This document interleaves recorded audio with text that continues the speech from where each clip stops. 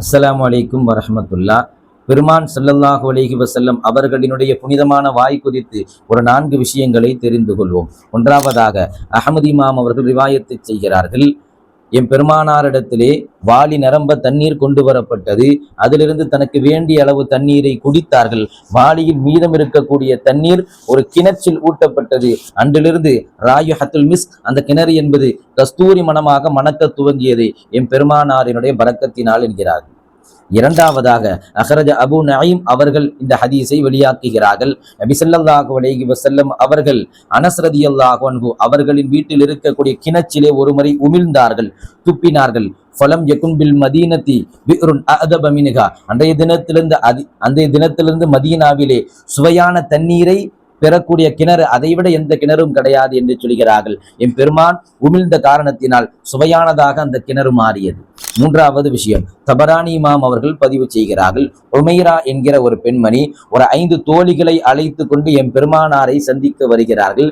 என் பெருமான் சாப்பிட்டு கொண்டிருக்கிறார்கள். சாப்பிட்டு கொண்டிருக்கக்கூடிய அந்த உணவை எடுத்து அந்த பெண்மணிகளுக்கும் என் பெருமான் கொடுக்க எல்லா பெண்மணிகளும் அந்த உணவை சுவைத்தார்கள். சொல்லப்படுகிறது, அன்றைய தினத்திலிருந்து மா பஜதலி அஃப்வாகிஹின் ஹுலூஃபுன், எந்த பெண்மணிகள் எல்லாம் அதை சாப்பிட்டார்களோ அவர்களின் வாயில் எந்த ஒரு துர்வாடையும் வருவதில்லை, மணக்க துவங்கியது என் பெருமானாரினுடைய பரக்கத்தால் என்கிறார்கள்.